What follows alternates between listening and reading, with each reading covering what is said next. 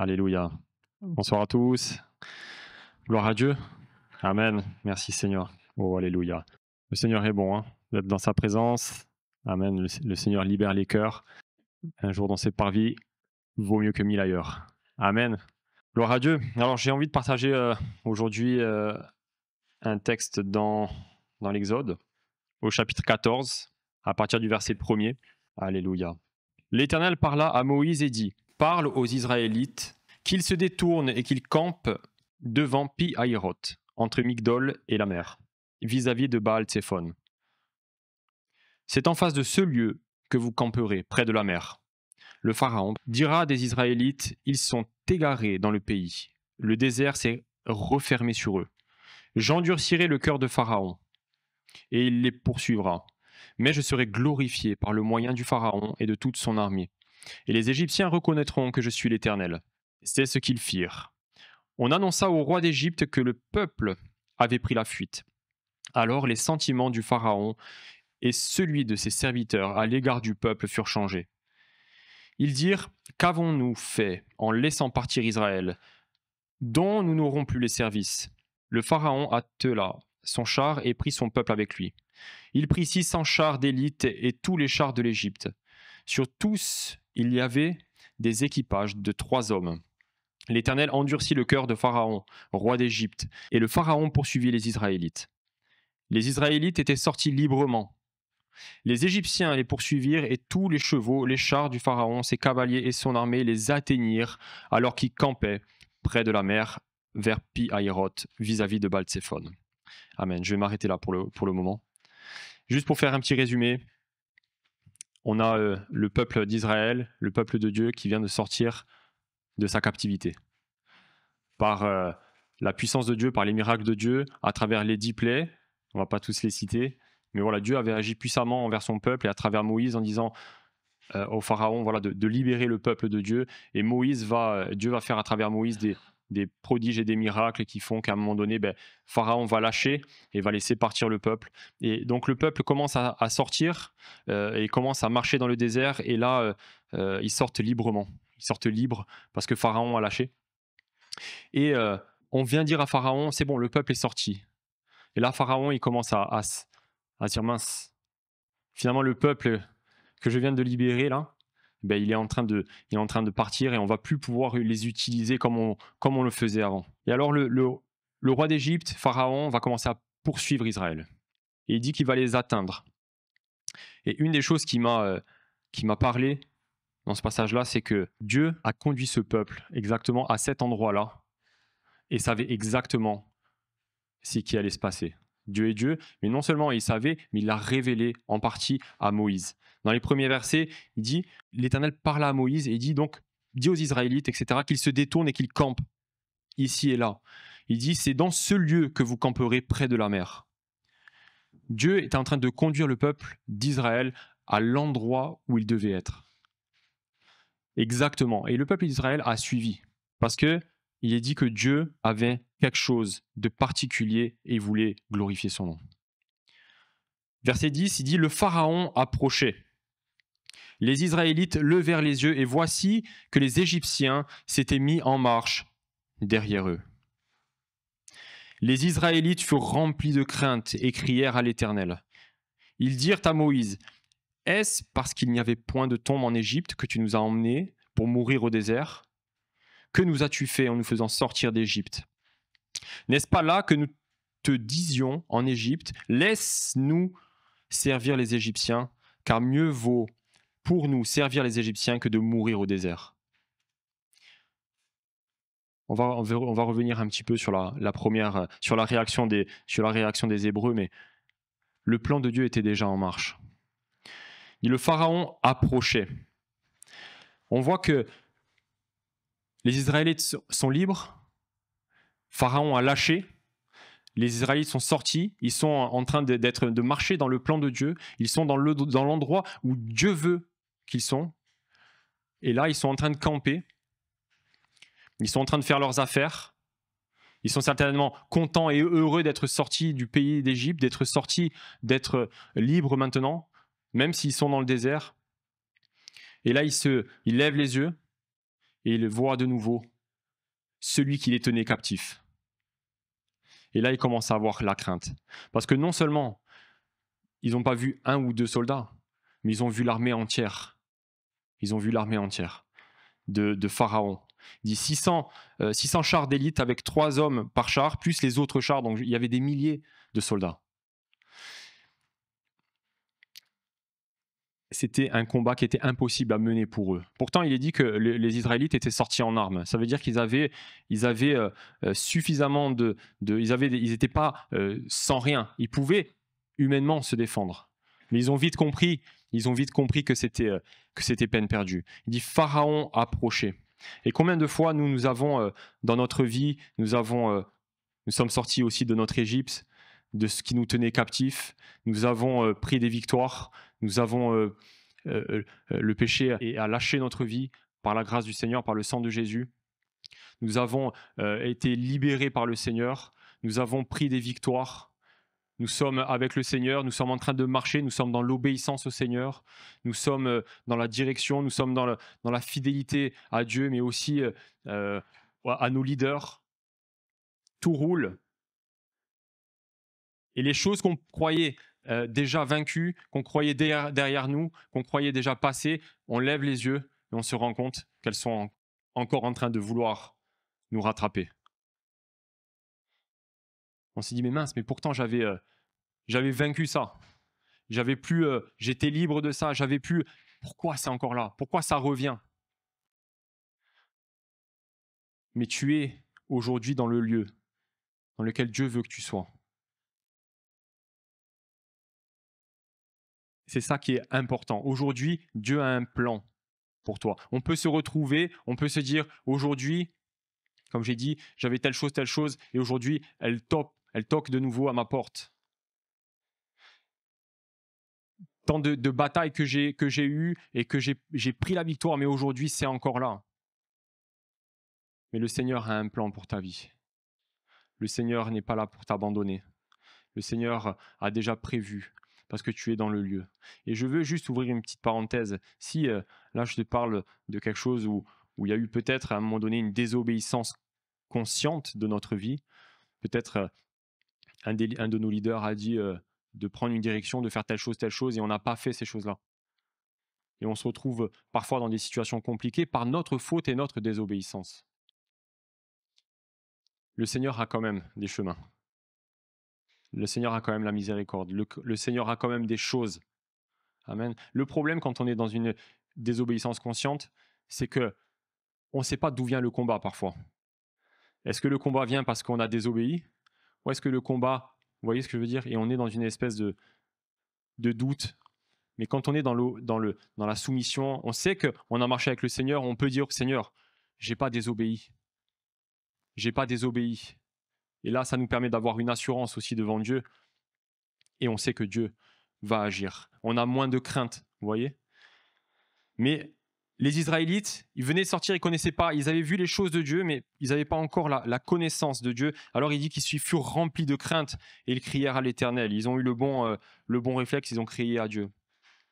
Et voilà, ils dirent à Moïse, est-ce qu'il n'y avait point de tombe en Égypte? Ok. Et combien de fois, nous, quand on est avec le Seigneur, on voit des choses arriver et on regarde en arrière là où il ne faut pas regarder. En disant, mais moi je me suis donné au Seigneur et j'ai l'impression que depuis que je me suis donné au Seigneur, c'est le désert dans ma vie.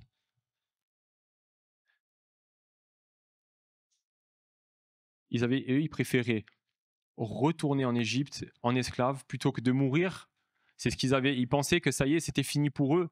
Le début, ça venait à peine de commencer, c'était déjà fini. Comme si le Seigneur les avait fait sortir de l'Égypte, avait fait déjà tout ça pour qu'ils meurent juste le jour même où ils vont sortir. Mais Dieu est plus grand et plus puissant que ça. Parce que tu es dans le lieu où Dieu veut que tu sois. Et Dieu t'invite à regarder aujourd'hui. Peut-être que tu regardes tes batailles. Peut-être que tu regardes ton pharaon qui est en train de revenir. Peut-être que tu regardes un péché que tu avais déjà vaincu et qui revient pour essayer de te rattraper parce qu'il dit que le péché te désire et que peut-être l'ennemi de ton âme, l'adversaire Satan aussi, veut te récupérer parce qu'à un moment donné, un jour, tu lui appartenais, mais quand tu t'es donné au Seigneur, tu as quitté son domaine et tu es devenu la propriété de Dieu. Et peut-être que Satan veut te récupérer, que le péché veut te récupérer. Mais sache aujourd'hui que Dieu a une délivrance et un chemin pour toi. Amen. Les choses que tu vois aujourd'hui comme une difficulté, comme un combat, comme une bataille perdue d'avance dans laquelle tu vas mourir, sache aujourd'hui que le Seigneur ne va pas te laisser mourir au désert. Il ne va pas laisser l'ennemi t'attraper. Parce que le plan de Dieu pour toi, il est au-delà de tout ça. Toi qui t'es donné au Seigneur, que ce soit récemment ou plus anciennement, tu appartiens au Seigneur. Marche dans la fidélité, marche dans le chemin de Dieu et tu auras de l'assurance avec Dieu. Et je reviens sur ce que je disais, si tu as eu une désobéissance consciente et tu te retrouves aujourd'hui dans une situation peut-être aussi compliquée, j'ouvre une parenthèse et je la refermerai dans pas longtemps. Moi, je t'invite à lire le psaume 107. Moi, j'appelle ça la rose des vents du Seigneur. Ça veut dire qu'il cite 4 situations de ce qu'on peut trouver dans notre humanité. Les désobéissances inconscientes, les rébellions conscientes, les gens qui sont dans les détresses. Et il y en a un autre que j'ai oublié, mais il dit que certains étaient rebelles à l'ordre de Dieu, et comme ils ont été rebelles à l'ordre de Dieu, ils se sont retrouvés dans une situation très compliquée. Et dans leur détresse, ils crièrent à l'Éternel, et l'Éternel les délivra. Amen. Le Seigneur a un chemin pour toi aujourd'hui. Le Seigneur a un chemin de délivrance. Je ferme cette parenthèse parce que c'est important de dire aussi que parfois on a des chemins, on ne prend pas toujours le chemin que Dieu voudrait pour nous, mais Dieu a continué d'avoir des chemins pour nous. Amen. Tu ne vas pas mourir au désert. Ça, c'est une réaction normale. Et tu vois aujourd'hui ta complication. Tu vois aujourd'hui tu as l'impression que ton destin est terminé, que tu vas mourir au désert. Et tu vois ça aujourd'hui. Verset 13 dit, « Moïse répondit au peuple, « Soyez sans crainte, restez en place et voyez comment l'Éternel va vous sauver aujourd'hui. Car les Égyptiens que vous voyez aujourd'hui, vous ne les verrez plus jamais. » Alléluia. L'Éternel combattra pour vous et vous gardez le silence. Alléluia. Oh, alléluia. Le Seigneur est bon. Dit, l'Éternel combattra pour vous et vous gardez le silence. Qu'est-ce que c'est compliqué parfois de garder le silence, hein? C'est compliqué de rester dans le silence. Le mot silence ici, il y a aussi, c'est pas que fermer sa bouche. C'est aussi être dans une attente confiante. Ça veut dire être dans la quiétude. Et vous savez qu'en anglais, on dit, elle est où Pierrette? Quiet. C'est ça? Quiet. Mais le mot quiet, ça s'écrit pareil qu'en français, qui est. Et ça veut dire la même chose. C'est le silence, mais c'est aussi la tranquillité. Et dans ce passage-là, le silence, dans l'origine du mot, c'est aussi être dans la tranquillité.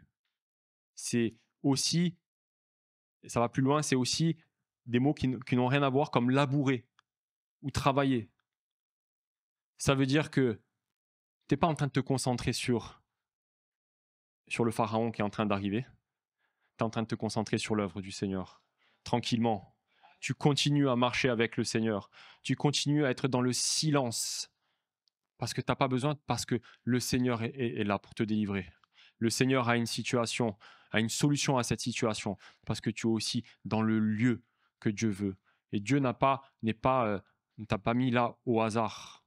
Tu n'es pas dans un hasard, dans un désert où tu erres, comme le Pharaon disait, ils sont égarés dans le pays. Non, pas du tout. Extérieurement, peut-être tu peux paraître égaré à certains. Le Seigneur sait exactement ce qu'il est en train de faire avec toi. Peut-être même à tes yeux, tu te dis, mais je ne sais même pas où je suis. Et les Israélites, ils faisaient confiance à Moïse, hein, parce que Dieu révélait des choses à Moïse, mais pas aux Israélites. Et ils avaient besoin de faire confiance à Moïse. Ils avaient besoin de faire confiance à leur leader. Mais tu n'es pas égaré dans le pays.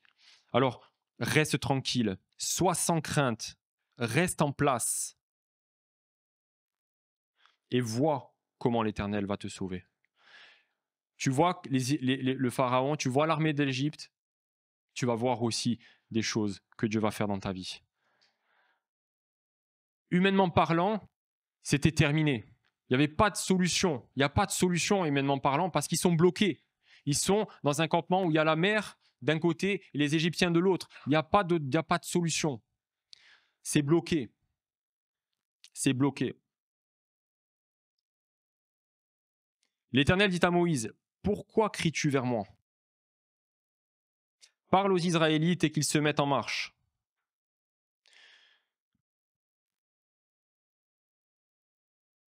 Toi, lève ton bâton, étends ta main sur la mer et fends-la. Les Israélites entreront au milieu de la mer à pied sec. Alléluia.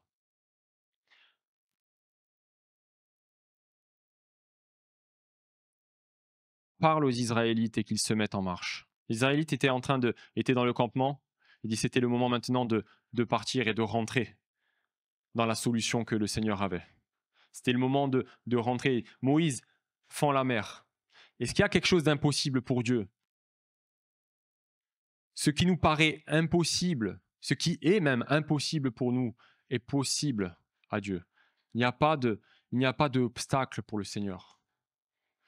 Pour toi, il y a des obstacles. Pour moi, il y a des obstacles. On est bloqué dans des situations. On regarde, on voit Pharaon d'un côté, on voit la mer de l'autre.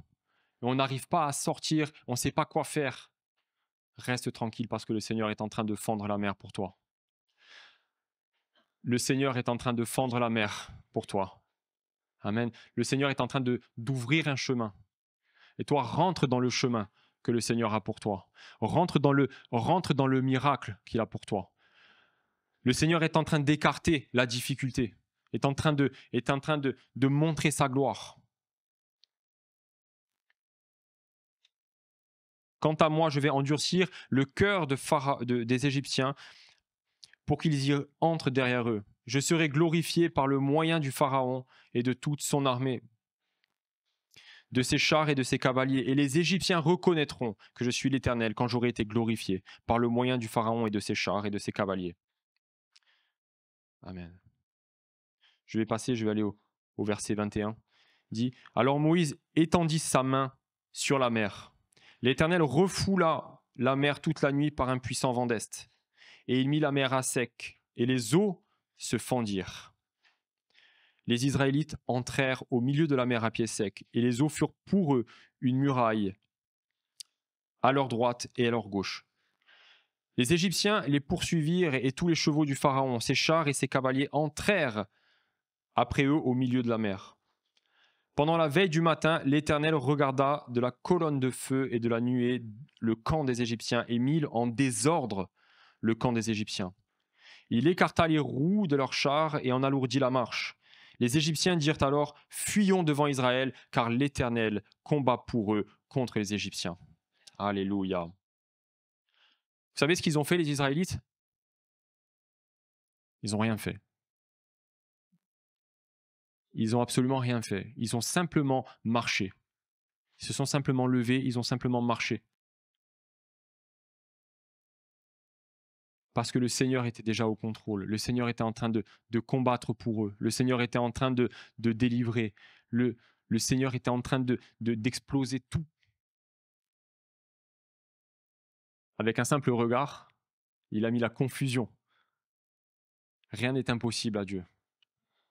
Les choses qui nous paraissent tellement énormes sont en fait rien pour le Seigneur. Marche simplement dans le projet, dans le plan que Dieu a pour toi. Simplement rentre dans le miracle que Dieu a pour toi. Aujourd'hui, tu as vu le Pharaon qui te court après. Le Seigneur aujourd'hui t'invite à regarder la délivrance qu'il va t'accorder. Dans quel domaine aujourd'hui tu te sens enfermé? Dans quel domaine aujourd'hui tu te sens acculé? Où tu t'es dit, il n'y a aucune solution pour moi. Je suis là, je suis cuit, quoi. Il n'y a aucune possibilité pour moi que je m'en sorte là. Le Seigneur, il est en train de te dire, il y a une solution encore. Amen. N'aie pas de crainte. Si tu as la crainte dans ton cœur, le Seigneur dit, bannis la crainte, parce que rien ne t'arrivera. Le psaume 91 dit, celui qui demeure sous l'abri du Très-Haut repose à l'ombre du Tout-Puissant. Amen. Si tu demeures sous l'abri du Très-Haut, tu te reposes à l'ombre du Tout-Puissant. Il n'y avait pas besoin, les Israélites à ce moment-là, ils n'ont pas pris les armes, ils n'ont pas essayé, non, ils se sont reposés et ils sont rentrés. Ils ont eu la crainte, oui, mais ils sont rentrés. Il dit, tu ne craindras ni la terreur de la nuit, si tu te mets sous l'Éternel, ni la flèche qui vole de jour, ni la peste qui marche dans l'obscurité, ni la contagion qui frappe en plein midi. Que 1000 tombent à ton côté et 10 000 à ta droite, rien ne t'atteindra. Tu regarderas seulement de tes yeux et tu verras la rétribution des méchants. Alléluia. Tu regarderas seulement de tes yeux. Le Seigneur t'invite à regarder aujourd'hui ta délivrance. Le Seigneur t'invite à te reposer sur lui et à regarder simplement ce que Dieu va faire dans ta vie, ce que Dieu va faire dans ta famille, dans ce qui pour toi est impossible. Dieu est en train d'agir, Dieu est en train de fendre. Toi, entre dans les choses, continue de marcher, continue de travailler pour le Seigneur, continue d'être dans la quiétude avec Dieu, continue de te reposer en lui, parce que lui, il est en train de combattre pour toi. Tu n'as pas besoin de combattre. Parfois, on s'agite. Parfois, le Seigneur donne des stratégies de combat. Mais parfois, non, fais simplement, marche dans ma présence. Moi, je vais m'occuper. Je vais m'occuper d'eux. Je vais m'occuper de ton ennemi, de celui qui veut te rattraper. C'est terminé. Je vais montrer que il y a une fin à tout ça. Il y a une fin à tout ça. Ne crois pas qu'il n'y ait pas de fin à ton épreuve. Peut-être ça fait longtemps que tu es dans l'épreuve. Peut-être ça fait longtemps que tu vois Pharaon. Mais la parole dit aussi que les Égyptiens, tu ne les verras plus jamais. Ça veut dire qu'il y a quelque chose de nouveau. Ça veut dire qu'il y a quelque chose, tu es toujours là en train peut-être de ramer. Tu es toujours là en train de dire, waouh, ton pharaon, il est encore là, il veut encore. Il t'a pas atteint en fait. Hein.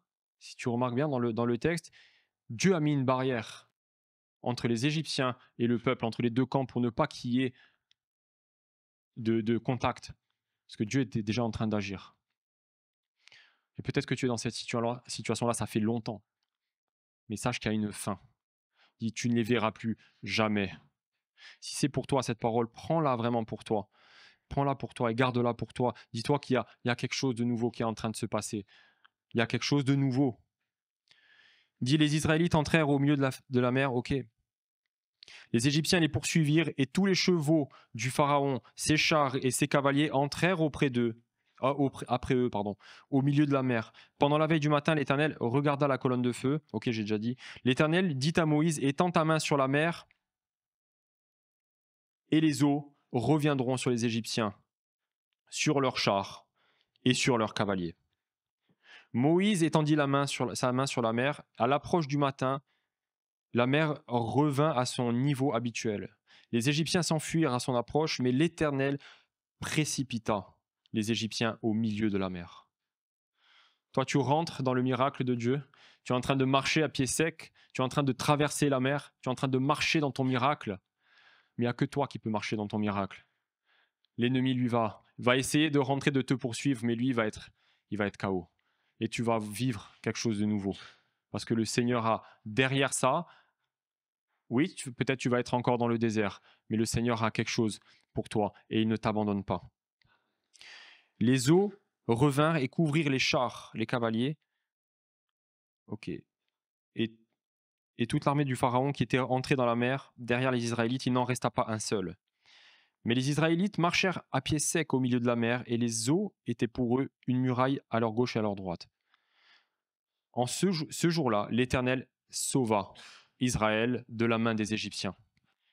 Et Israël vit les Égyptiens morts sur le rivage de la mer. Israël vit par quelle main puissante l'Éternel avait agi contre les Égyptiens. Le peuple craignit l'Éternel, et ils crurent en l'Éternel et en Moïse, son serviteur. Oh, alléluia. Tu commences par voir la détresse, tu commences par voir le Pharaon, tu commences par voir les Égyptiens, les problèmes. Ensuite, tu commences à voir la gloire de Dieu et crois que tu vas voir aussi tes anciens problèmes, tu vas pouvoir les voir morts sur le rivage. Tes anciens, tout ce qui voulait te tenir esclave, que ce soit un péché, que ce soit notre adversaire Satan, ou que ce soit quelque chose qui, peut-être le Saint-Esprit parle à ton cœur, où tu sais qu'il y a quelque chose, ça fait longtemps. Dieu est en train de dire aussi, tu vas le voir, mort sur le rivage. Les choses, ça fait longtemps que tu combats, il y a quelque chose de nouveau. Dieu est en train d'ouvrir la mer pour que tu sortes et que tu vives quelque chose de nouveau. Oui, Israël va être encore dans le désert, va encore avoir des choses à changer, Dieu va encore des choses à travailler. Dieu va encore euh, donner à Israël des choses, la loi, etc. Mais le Seigneur aujourd'hui veut te faire. Ok, tu vas être peut-être dans le désert. Ici, tu es dans le désert, mais tu es plus esclave. Et parfois, quand Dieu nous conduit dans le désert, il y a aussi des choses à en tirer. Au début, Israël devait passer par un endroit, mais Dieu a dit non, on va passer par ailleurs parce que je ne veux pas qu'ils ils voient les guerres des Philistins. Je ne veux pas parce Israël avait besoin de se fortifier. Et à travers le miracle de la mer Rouge, Israël a été fortifié. Israël a commencé à croire plus en Dieu. Alors qu'ils avaient déjà vu des choses extraordinaires, ils avaient encore besoin et encore besoin et encore besoin de voir des choses, la main agir. Et il dit que Israël crut à Dieu et en son serviteur. Et Dieu a été glorifié. Dieu, à travers ça, à travers peut-être l'épreuve, à travers ce que tu vis, ce que tu passes, Dieu est en train de préparer aussi pour se glorifier à travers ça. Aie confiance au Seigneur. Sois tranquille parce que le Seigneur, il a un plan. Tu es dans le plan de Dieu. Tu es dans le plan de Dieu. N'aie pas de crainte. Si tu t'es dit peut-être, oui, moi je suis sorti de mon Égypte et je pensais que ça allait être comme ça, le Seigneur, il est en train de travailler en toi. Il vaut mieux que tu sois dans le désert avec le Seigneur plutôt que captif. Et Israël, c'était pas leur devise, c'était pas vivre libre ou mourir. Vous connaissez cette devise, vivre libre ou mourir? Mais c'était pas leur devise, hein. Eux, ils n'avaient pas envie ils voulaient vivre, ils préféraient vivre esclaves. Mais nous aussi, on doit peut-être avoir une mentalité différente en disant, moi, je veux pas vivre esclave. Moi, je veux vivre avec Christ. Amen. Amen. Alléluia. On va baisser nos têtes et je voudrais qu'on prie, qu'on parle au Seigneur, on prenne une minute ou deux, qu'on parle au Seigneur et qu'on se dise, qu'on remercie le Seigneur. Peut-être on est comme Israël avec avec nos réactions charnelles, humaines, naturelles, en disant Seigneur, moi je comprends pas pourquoi je sors de l'esclavage en Égypte, je te suis, pourtant je marche avec toi, je suis dans ton plan, je ne dérive ni à droite ni à gauche, et aujourd'hui peut-être je suis encore dans la difficulté, peut-être je vois encore Pharaon venir derrière moi. Et le Seigneur veut vraiment t'encourager aujourd'hui en disant n'aie pas de crainte. Garde le silence devant moi. Marche avec moi. Et tu vas voir, simplement de tes yeux, tu vas voir la rétribution des méchants. De tes yeux, tu vas voir ce que je vais faire.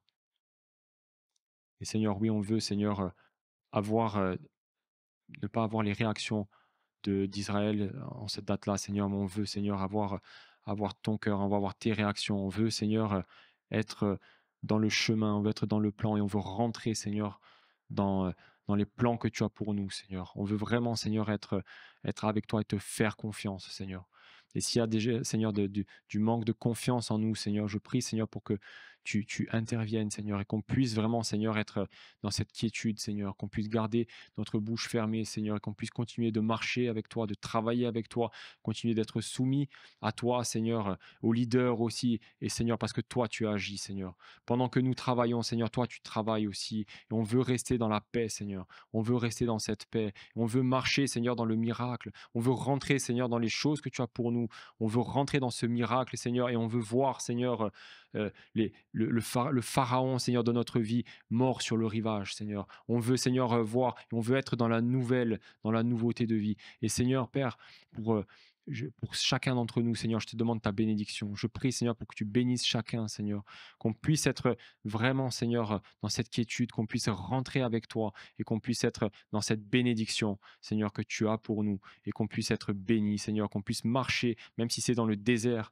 Seigneur, on veut être avec toi et te faire confiance parce que tu as des projets pour nous, Seigneur. Et moi, je veux vivre, Seigneur, cela. Je veux vivre ça avec toi, Seigneur. Je veux, Seigneur, marcher avec toi. Je veux marcher à pied sec, Seigneur, à travers la mer Rouge. Seigneur, je veux voir mes ennemis détruits, Seigneur, et je veux marcher avec toi fidèlement, Seigneur, même s'il y a des choses encore à transformer dans ma vie, s'il y a encore des choses à modifier, Seigneur, je veux avoir l'attitude qu'il faut, Seigneur, pour être avec toi et pour marcher avec toi et pour rentrer dans les plans, parce que ton plan à toi, Seigneur, il est parfait et tu as une direction pour notre vie et tu sais où tu veux nous mener, Seigneur, même si nous, on ne comprend pas, Seigneur, on veut te faire confiance parce que ta direction, elle est parfaite, Seigneur, que ce soit dans le désert ou dans le combat, Seigneur, on veut être simplement, être avec toi et être fidèle et te faire confiance, que ta confiance fasse partie de notre cœur, qu'on soit avec toi, Père, et que on soit béni au nom de Jésus. Amen, amen. Gloire à Dieu. Alléluia. Merci Seigneur.